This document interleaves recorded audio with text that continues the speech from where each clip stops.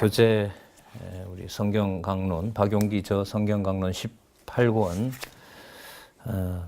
페이지는 9458페이지 요한 2서 1장부터입니다. 오늘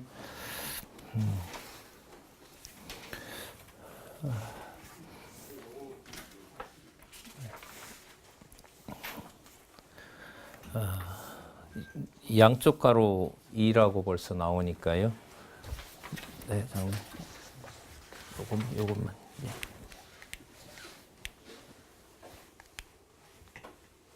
약하다. 그래도 없는 것보다 예. 양쪽 가로 2라고 나오는데요. 1 한번 보도록 하겠습니다. 9450페이지에 보시면 요한 1서 1장에 대한 요약이 나와 있습니다. 말씀의 빛으로 나타남 이렇게 되어 있고요. 우리 한 장 더 넘겨 보시겠습니다. 9449페이지에 보시면 요한 1서에 대한 주제를 요약하고 있죠.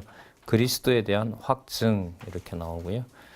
그 옆에 보시면 9448쪽 요한 1서부터 유다서까지 범위 속에서 이제 오늘 시작을 할 겁니다. 적 그리스도에 대한 배척 이렇게 나옵니다. 자, 그 교재 밑에 한번 보시면 요한 1서부터 유다서 내용은 자, 이게 주어가 중요하죠. 성령께서 부활 승천하신 이가 그리스도이심을 적 그리스도에 대한 배척을 통해 증거하신 내용이다. 자, 성령께서 증거하신 내용인 거죠. 자, 이렇게 성령께서 증거하셨습니다. 그러면 뭘 증거하시냐 하면 이제 이거 여기죠.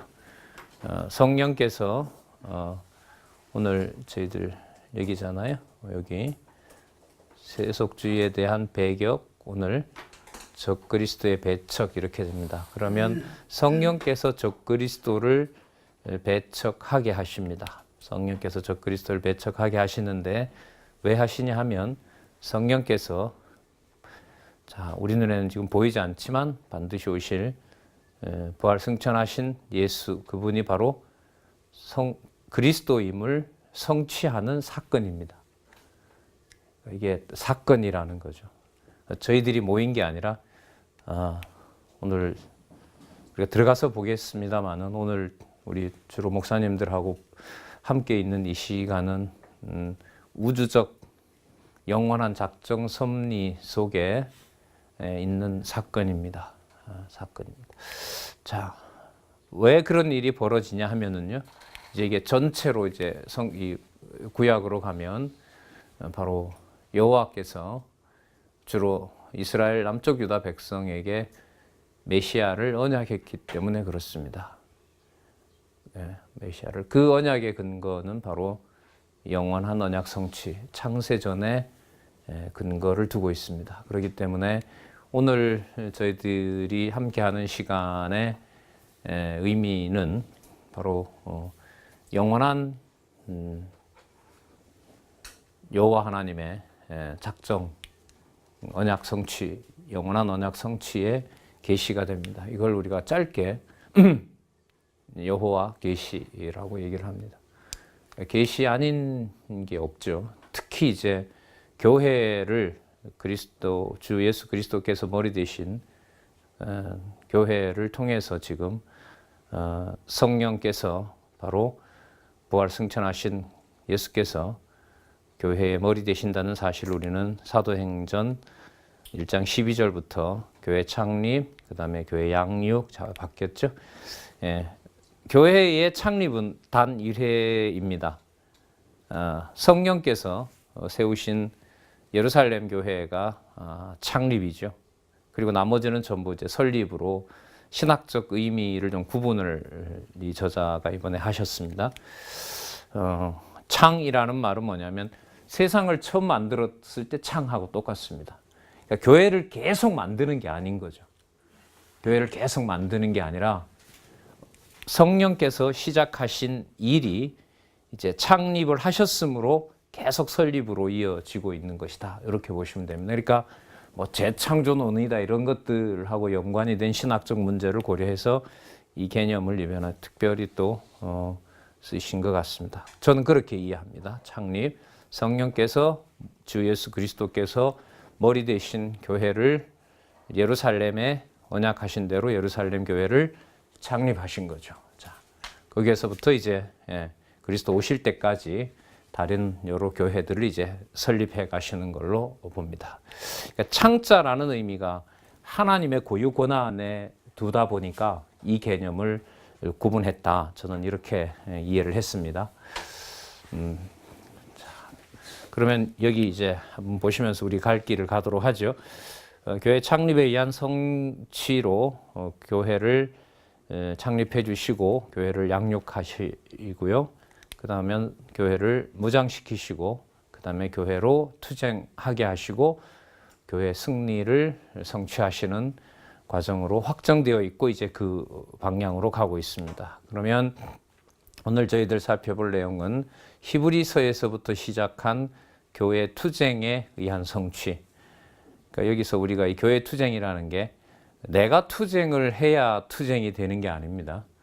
그러니까 창립한 교회는 주 예수 그리스도께서 머리가 되시면 반드시 뭘 할 수밖에 없다? 투쟁을 할 수밖에 없다는 겁니다. 그러니까 이건 어떻게 보면 아는 것이고 이해하는 것인 거죠. 그러니까 우리가 생각하는 그런 투쟁의 방식도 아니고요. 그건 이제 본문에 들어가서 보도록 하겠습니다. 그래서 이 교회 투쟁에 의한 성취 첫 번째 유대주의에 대한 경계를 히브리서에서 살펴봤습니다. 예수님의 신분과 사역과 복음신앙의 우월성을 통해서 살펴봤고요. 그 다음에 세속주의의 배격은 바로 야고보서에서부터 지난 시간 베드로 후서까지 살펴봤습니다. 자, 그다음 바로 시작하도록 하겠습니다. 그러면 이 적그리스도 배척으로 이제 들어가서 살펴볼 텐데요. 그리스도에 대한 확증과 적그리스도를 경계합니다. 그러니까 순서가 이어지죠. 그리스도가 본체가 무엇인지를 확증하게 함으로써 어떻게 하신다? 적그리스도를 경계하게 하신다. 이렇게 됩니다.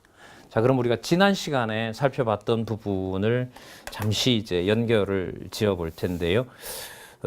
베드로 후서 내용에 주로 그 기억이 나시는 부분이 혹시 있으신지 모르겠습니다. 베드로 후서의 마지막 부분 한번 볼까요? 베드로 후서가 뭐 그렇게 길지는 않습니다만은 내용의 그 연결성은 매우 중요하다는 것을 또 한번 말씀을 드리고 싶습니다. 그 핵심이 뭐냐 하면 불의한 생활을 경계하도록 하시는 내용인데 이 불의가 뭐냐, 뭐와 관련이 되냐 하면 하나님을 아는 지식, 하나님과 주 예수 그리스도를 아는 것과 직결되어 있습니다. 그래서 우리 한번 확인을 하면서 자, 그 확인한 내용이 이제 요한 1서로 넘어오면서 그게 그리스도를 확증하는 내용. 그러면 우리 눈에도 보이지 않는데 이분이 과연 없는 거냐? 더 분명하다는 거죠. 이게 이렇게 넘어갑니다, 오늘. 눈에 보이지 않는데 더 분명하다. 말이 안 되는 것 같죠? 근데 이걸 지금 강조합니다. 뭘 통하여? 여러분과 제가 보고 있는 성령께서 기록하신 말씀으로 일어나는 상황을 확증하십니다. 무엇으로? 그리스도께서 살아있는 하나님으로. 이게 이제 남아있는 계시록 전에 남아있는 요한 1, 2, 3서 유다서라고 할 수가 있습니다. 그러면 우리 개념들만 찾아서 불의한 생활을 경계하게 하시는 내용의 핵심이 무엇인지 그걸 제가 아까 지식의 문제고 알의 문제로 끌어간다고 했는데요. 다 반복할 수는 없고 우리 한 번씩 체크 한번 해보도록 할게요. 9407페이지에 보시면 베드로서 1장 2절에 자, 하나님과 우리 주 예수를 뭐라 그러죠? 알므로 이렇게 시작합니다. 그죠? 자, 또 넘겨보겠습니다. 1장 3절에 보시면 이는 자기의 영광과 덕으로서 우리를 부르신 자를 뭐함으로? 알므로 이렇게 넘어갑니다. 알므로 계속해서 이 불의한 생활을 경계하도록 하는 내용이 나타납니다. 근데 그걸 누가 알게 하시느냐? 1장 13절에 보겠습니다. 그러니까 성경 공부라면 그걸 누가 하시느냐? 13절 볼까요? 내가 이 장막에 있을 동안에 너희를 일깨워 뭐 하게 한다? 생각나게 한다. 15절 볼까요? 필요할 때는 성경 진리인 이런 것을 뭐 하게 하려 하노라? 생각나게 하려 하노라. 그러니까 매주마다 돌아오는 강론 시간이 굉장히 엄격한 성령의 사역입니다. 어떻게 보면 지상에서는 우리 특히 목사님들 복음을 전하기로 이제 서약도 하시고 약속도 하신 상황으로 보면 그 자리에서 생과 사를 넘어야 되는 바로 그 자리와 같은 엄격한 자리입니다. 왜냐하면 이게 약속이기 때문에요. 예, 하려 함이라. 자, 그 다음 또 넘겨볼까요? 자, 아마 그 19절에 체크가 되어 있을 것 같습니다. 19절에 보시면 자, 성령께서 아까 깨닫게 하신다 그랬잖아요. 생각나게 하도록 이제 사도들을 세운단 말이죠. 샛별이 너희 마음에 떠오르기까지. 이걸 베드로가 하는 게 아니란 말이죠. 누가 하신다? 성령께서 하신다는 거고요. 그래서 20절에 보면 먼저 뭐 할 것은 또 뭐가 나오죠? 알 것은 이렇게 나오죠. 알 것은 자, 무슨 얘기가 이제 드디어 나옵니까? 성경 문제였습니다. 그러니까 베드로 후서에 불의한 생활을 경계하도록 하는 것의 핵심은 뭐냐 하면 불의한 생활을 경계하도록 하는 핵심은 성령께서 말씀을 뭐하게 해서 생각나게 해서 성경을 제대로 해석하도록 함으로 제대로 생각나게 하는 것이 바로 불의한 생활을 경계하게 하는 겁니다. 자, 그래서 이 생활의 의미가 윤리적이고 도덕적인 삶과는 비교할 수 없는 훨씬 높은 차원이라는 것을 말씀을 드립니다. 자, 그러면 불의한 생활을 경계하도록 하시는 내용의 핵심이 성경을 사사로이 풀지 않는 거라면 자, 거기 20절 볼까요? 먼저 알 것은 경의 모든 예언은 사사로이 풀 것이 아니니 예언은 언제든지 사람의 뜻으로 낸 것이 아니요 오직 성령의 감동하심을 입은 사람들이 누구에게? 하나님께 받아 말한 것임이라. 하나님께서 모든 저작권을 가지고 계신 것이 바로 하나님 말씀이죠. 그러면서 나중에 그 바울을 소개하잖아요. 사도 바울의 글도 너희들이 읽어라 이렇게 얘기를 이제 하고 있지 않습니까? 그러니까 이 사사로이라는 말을 좀 더 이렇게 사전을 좀 더 찾아보니까요. 따로따로 이런 말들이 있더라고요. 그러니까 이게 무슨 뜻이냐면 여기서 뽑고 저기서 뽑고 이렇게 해서는 안 된다는 거죠. 그러니까 이제 사도 바울 서신서가 하나 왔어요. 그리고 이제 베드로가 보낸 서신이 왔어요. 이게 제 눈앞에 이제 서신이 2개가 있단 말이죠. 그럼 그 2개가 상호 뭐가 될까요? 관계. 그러니까 무슨 관계냐 하면 근거가 됩니다. 그 베드로가 보낸 말씀이 사실인 것을 누가 보증을 해주고요? 사도 바울의 다른 성경이 보증을 해주고 그 사도 바울의 글이 맞다는 걸 또 누가요? 사도 베드로로 하여금 확증해 주는 거죠. 그래서 우리 500년 전에 개혁파에서 성경 해석의 원리를 성경이 성경으로 해석한다. 성경은 성경으로 해석한다. 어떤 외부적 이론을 끌어들여서는 안 된다라고 말은 했지만 서구신학은 철학적 중세 조직신학 속에 넣음으로 해서 성경신학이 그야말로 닫혀버리는 그런 일들을 우리 목사님들 잘 알고 계실 겁니다. 자, 2장에 가보시면요. 2장 12절에 한번 보도록 하겠습니다. 그 불의한 자를 경계하도록 하는 내용이 택한 백성들에게는 뭐와 관련이 되냐 하면 성경을 사사로이 풀지 않게 하는 것과 관계가 되죠. 자, 그럼 그 일이 진행된과 동시에 2장 12절에 보면 그러나 이 사람들은 본래 잡혀 죽기 위하여 난 이성 없는 짐승이다. 그리고 14절 이제 끝에 보시면은 음심이 가득한 눈을 가지고 범죄하기를 쉬지 아니하고 굳세지 못한 영혼들을 유혹하여 탐욕에 연단된 마음을 가진 자들이 니 무슨 자식이다? 저주의 자식이라 이렇게 얘기를 합니다. 그러면 성경을 성경대로 보게 하는 것하고요. 그게 아니면 나머지 모든 징후들은 그게 교회 안에서 이루어지든 뭐 그게 수백 명 수천 명이 되든 베드로의 이 논법을 베드로로 하여금 기록된 이 내용을 따라가면 잡혀 죽기 위하여 난 이성 없는 짐승들이 하는 짓이 되는 거죠. 이게 이제 무서운 거죠. 저희들이 살짝 빠져나올 수도 있는 문제가 아니라, 그래서 저는 이번에 장로님 또 새로 이렇게 제일 먼저 수정된 걸 보게 되는데, 이 성경 개론이 나옴으로 해서 32년 만에 이제 4차 개정판으로 나왔거든요. 창조 이래로 성경 계시 기록이 문자의 의미라고 확증을 한다면, 확신한다면 그 사건이 저희들 눈앞에 완성이 됐다, 이런 생각이 자꾸 듭니다. 어떤 방식으로 물으면 그 다 만나보지는 못했지만은 인문학과 관련된 뭘 얘기하더라도 진짜 성경은 유일한 정관사가 붙는 더북이다. 그 책은 하나밖에 없다. 인문학은 벌써 5, 60년 전에 책의 종말을 선언을 했거든요.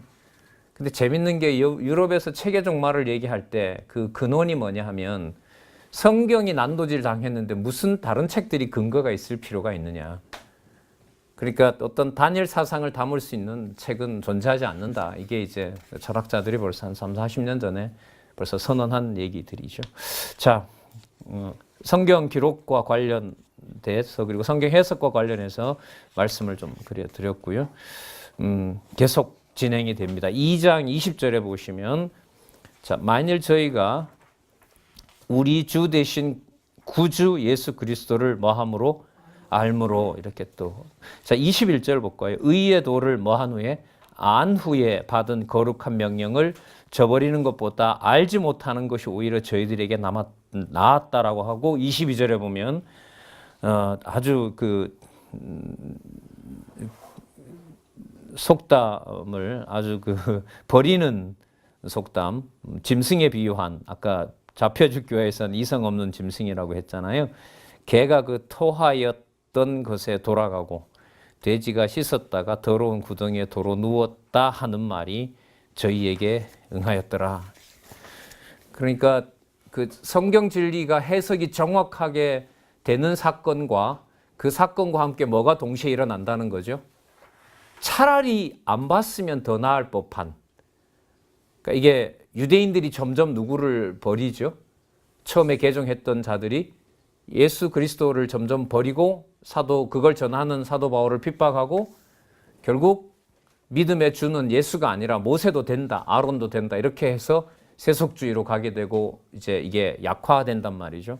그게 성령께서 해가시는 사역이다라고 얘기를 합니다. 그러면서 3장의 내용에 보면 다시 편지 쓴다. 뭐 하려고? 3장 2절에 너희 진실한 마음을 일깨워, 여기 또 나오죠. 뭐 하게 하여?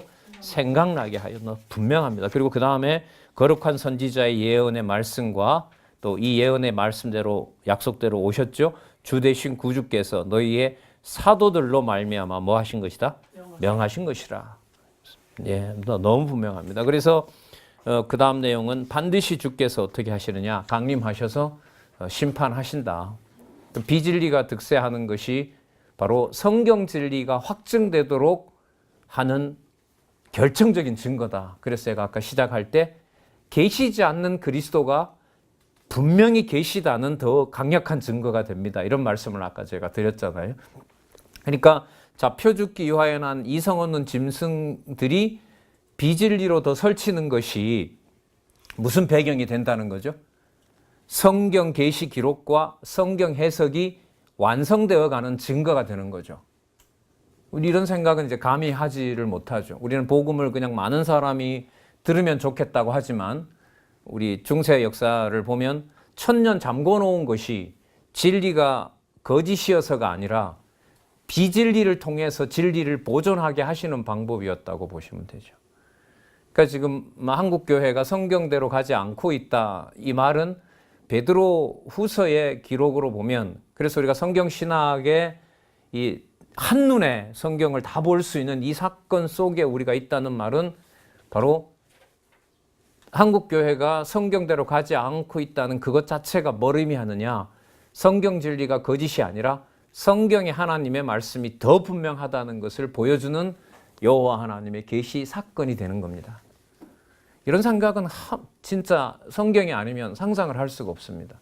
그리고 그 속에는 내가 주도해 갈 수 있는 여지가 없는 거죠. 그냥 그 물에 같이 넣어주니까 감사할 뿐인 거지. 예? 근데 지금 이 흐름으로 보면 그렇습니다. 그래서 불의한 생활을 경계한다고 했을 때 이 불의한라는 것은 뭐가 기준이 된다?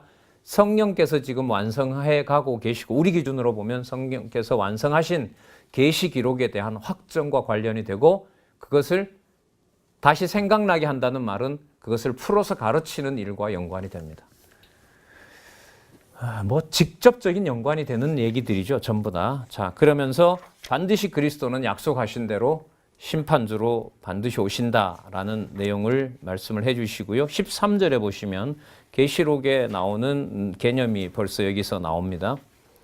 우리는 그의 약속하신 대로 의에 거하는 바 뭐와 뭐를 본다?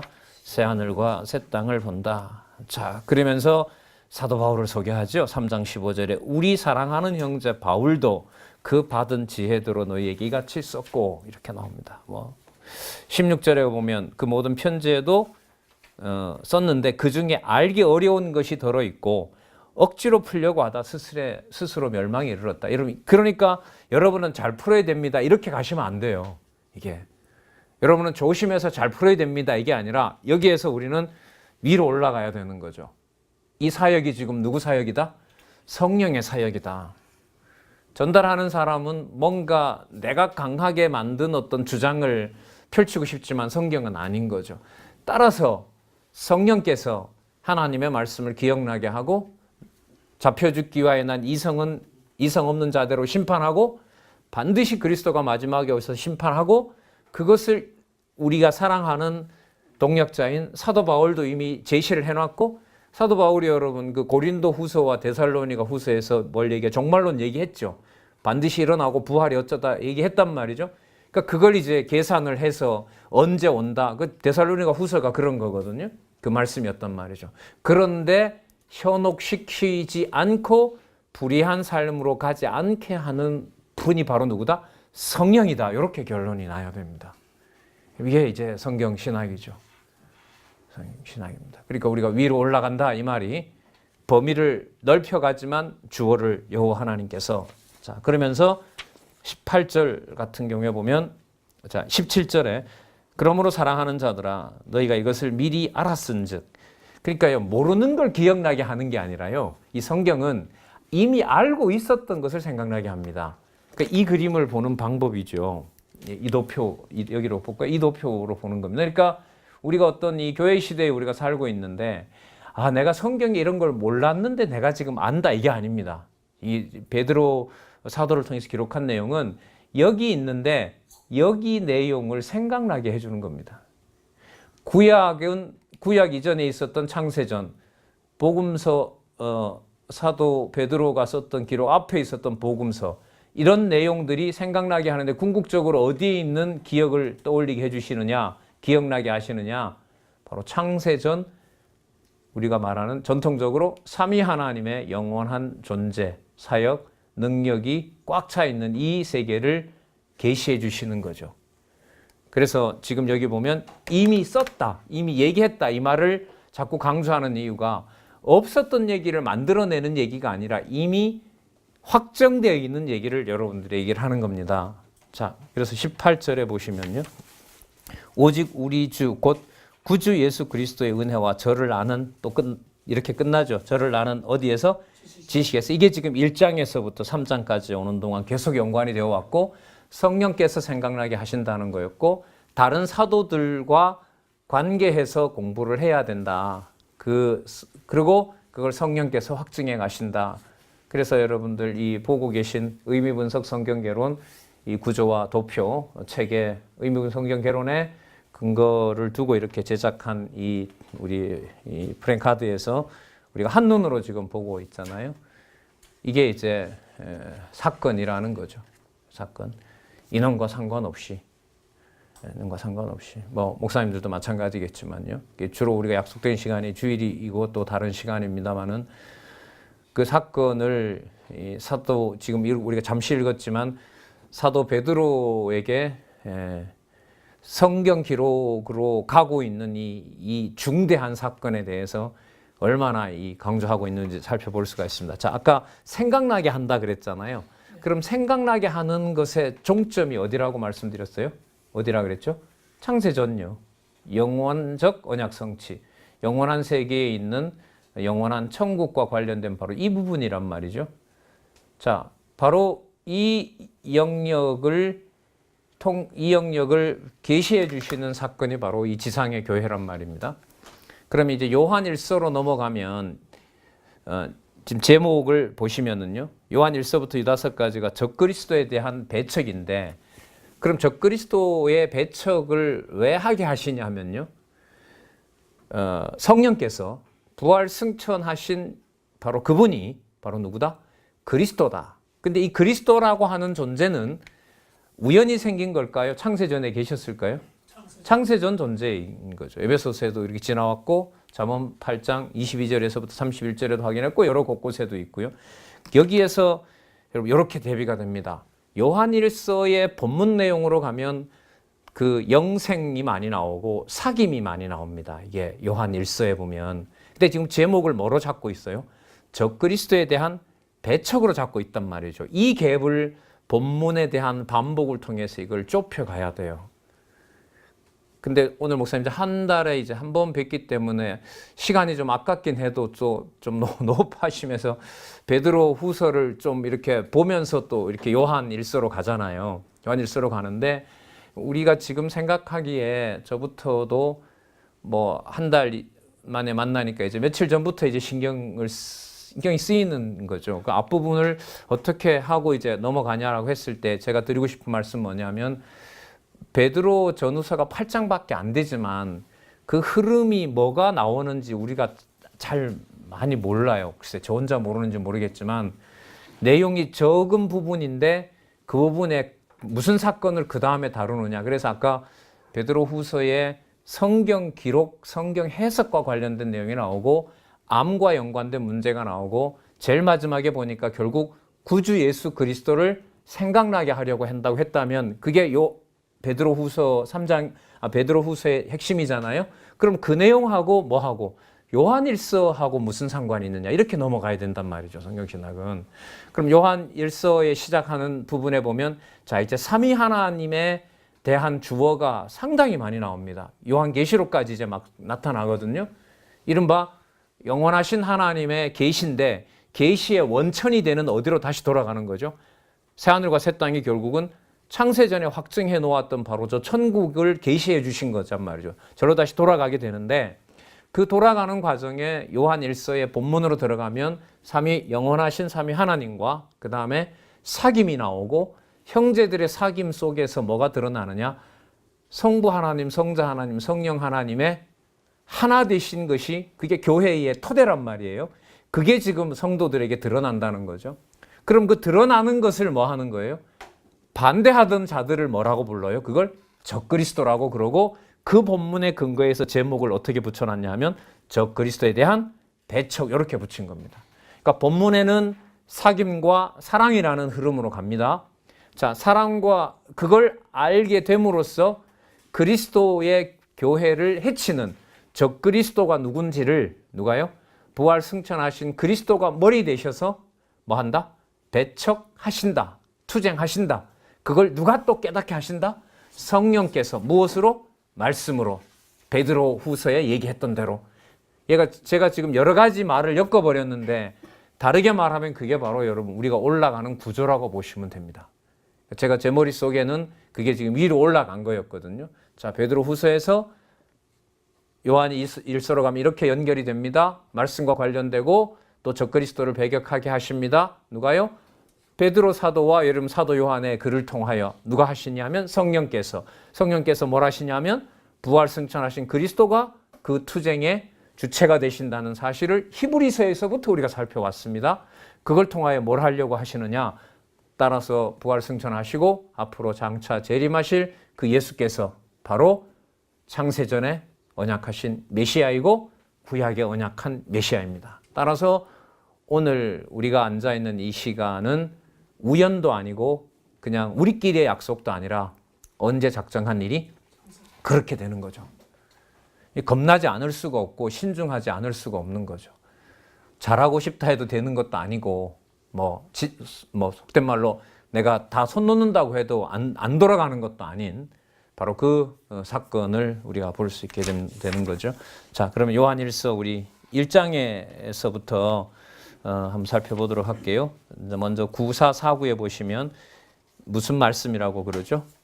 영원한 생명의 말씀이죠. 그럼 이 영원한 생명의 말씀이 자, 1장 1절에 보시면 자, 조금 빠르게 나갈게요 했던 부분이기 때문에 언제부터 있었다는 거죠?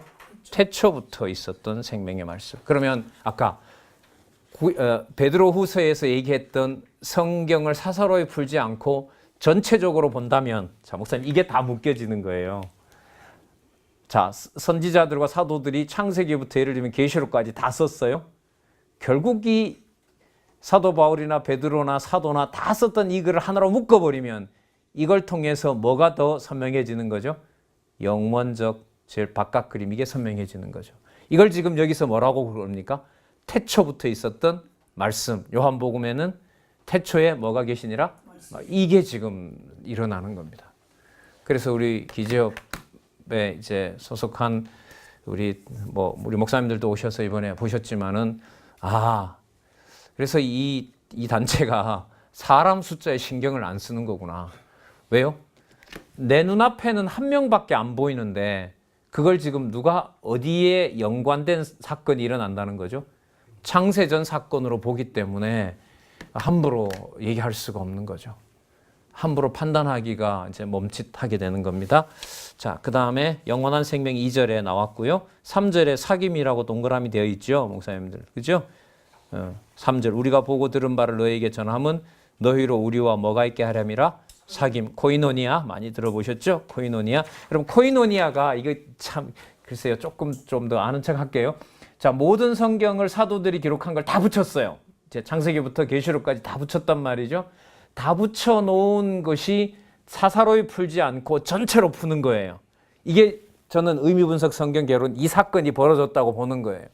이런 사건이 없었고 이게 왜 하필 여기서 일어났느냐가 지금 어찌할 수 없는 이 감당하기 힘든 사건이 저는 벌어졌다고 보고요. 이 사건이 완성되면서 여기 보시면은 뭐가 이루어져요? 창세전 상황이 더 확고해져요. 자, 언제부터 있었던 말씀? 태초에 있었던 말씀, 분명 여기 아닙니까? 그럼 태초에 있는 말씀이라고 하면서 성경을 붙여놓고 성경을 통하여 사도 바울과 베드로를 묶어버려요. 그럼 두 사람만 묶겠어요? 성도도 묶겠어요? 성도도 묶죠. 시간에 한정되어서요? 아니면 시간 공간을 초월해서? 시공을 초월해서. 그걸 뭐라 부르냐면 바로 진리가 하나 되게 만드는 코이노니아입니다. 이게 무슨 교제의 밤, 무슨 뭐 이렇게 행사하는 이런 코이노니아가 아닙니다. 그럼 이 코이노니아의 어원은 여러분들 뭐냐 하면은요, 구약 성경 개념으로 말하면 그게 바로 부부가 한 몸 된다는, 그게 바로 야다입니다. 그러니까 히브리어 야다가 성취된 개념이 바로 뭐냐면 헬라어 코이노니아입니다. 그러면 어느 차원으로 우리를 데려다 놓는다? 태초에 있는 영원한 생명으로 데려다 놓는 겁니다. 여기에 좀 더 깊이 들어가시려면 무엇인가 사권 10개 주제를 그 순서대로 쭉 따라 올라가면 제일 끝에 영광 다음에 뭐가 나오죠? 영원, 영광, 그 다음 생명 나오죠. 이게 바로 이걸 얘기를 하는 겁니다. 이게 참 겁나는 현장이죠. 이렇게 보면. 전 그게 교회이기 때문에 우리 목사님들한테 가끔 저는 교회 생활을 하고 이렇게 친해지고 할수록 저는 교회가 편한 데라는 말은 전 점점 못하게 된다는 말씀이 바로 이것 때문에 그렇습니다. 이런 가정교회도 마찬가지고요. 마찬가지가 아니라 가정교회에서부터 이게 시작이 되는 거죠. 왜 부부를 만들었느냐? 하나 되게 해서 저 비밀을 알게 하려고. 자, 그럼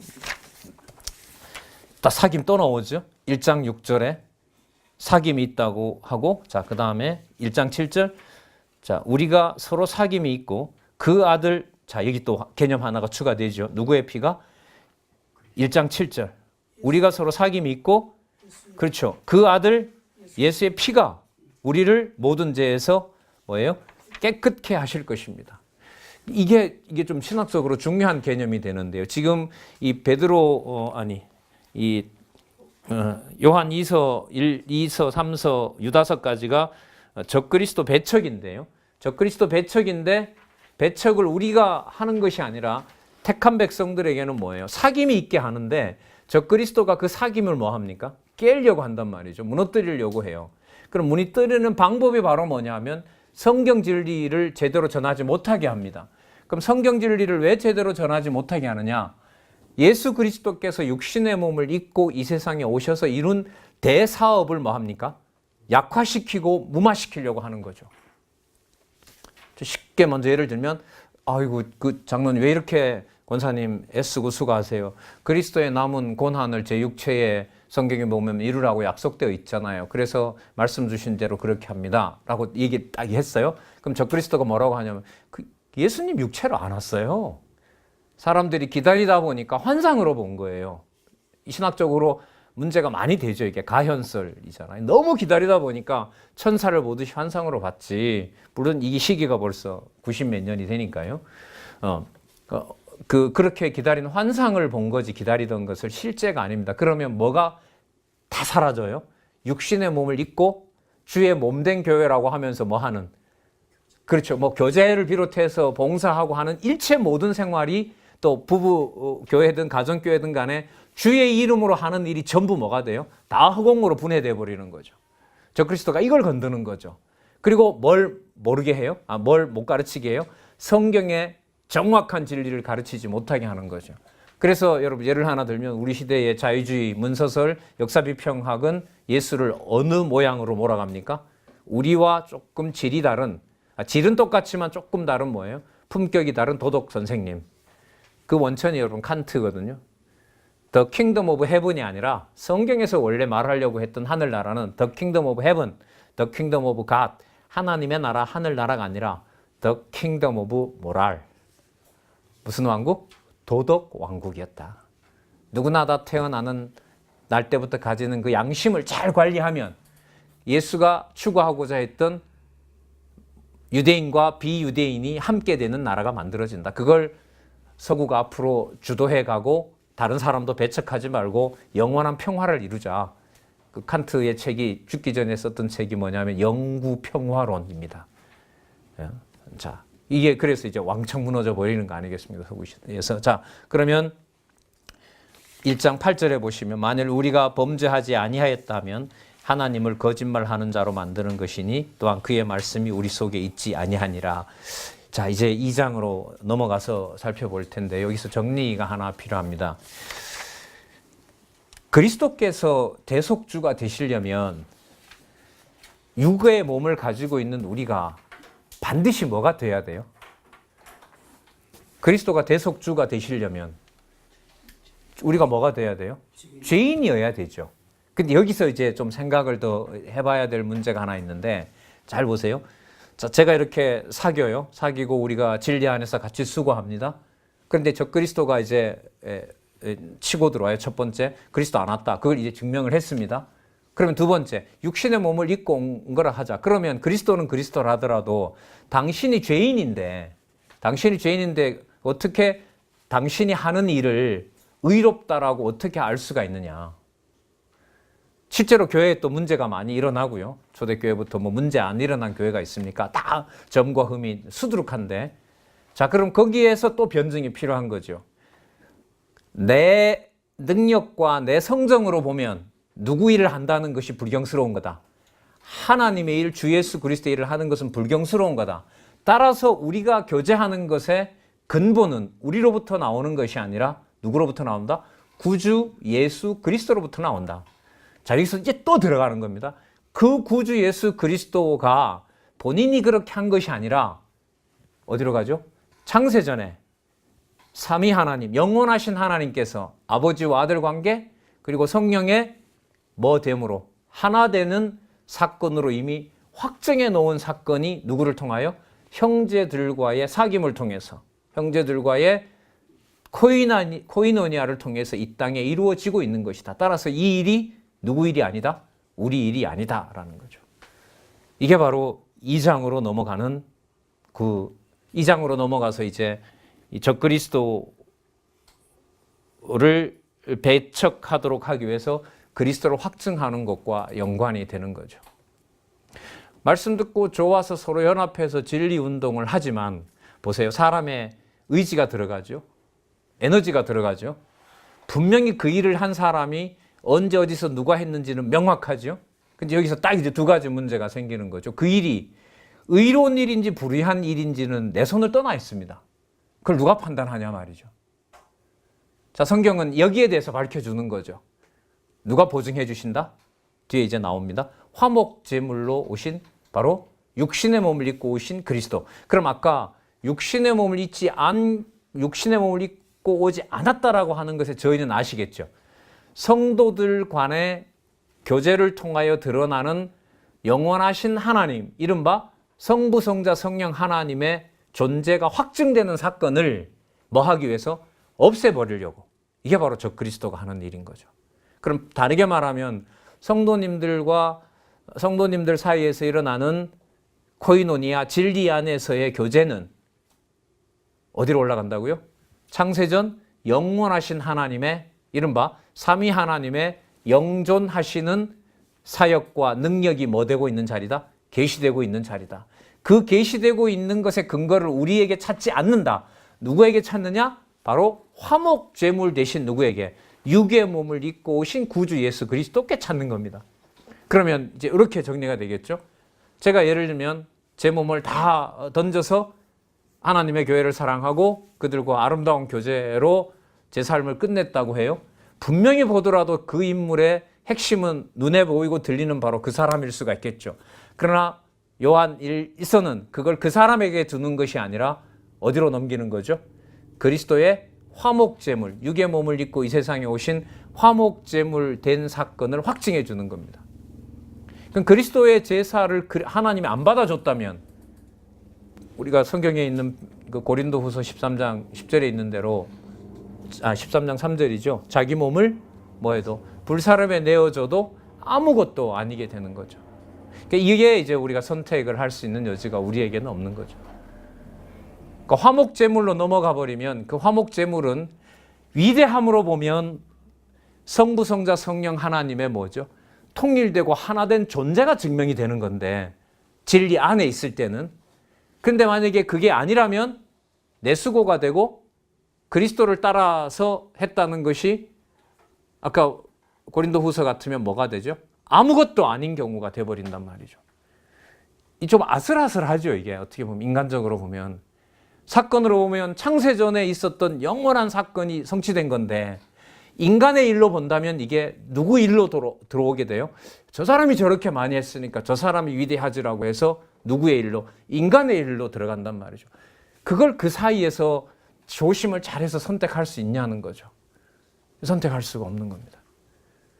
이게 참 쉬운 게 아니에요. 이게 교회라는 말이 이런 면에서 보면 이 또 우리 거의 결론으로 가고 있잖아요. 자, 그래서 서론을 이제 1시간 동안 했어요. 이제 2장 1절로 가서 이제 이 심각함을 가지고 이제 조금 보고 제가 5분에 시작해서요. 55분에 제가 마칠게요. 넘어가겠습니다. 9458페이지. 자, 2장 1절에서부터 2절까지 생명의 말씀을 쓰는 목적과 자, 그 반대 결과에 대해서 알려줍니다. 먼저 한번 볼게요. 나의 자녀들아, 내가 이것을 너희에게 쓰면 너희로 뭐를 범치 않게? 죄를 범치 않게 하랍니다. 여러분 여기서 이 죄 범하는 걸 정리를 일단 하고 넘어가야 됩니다.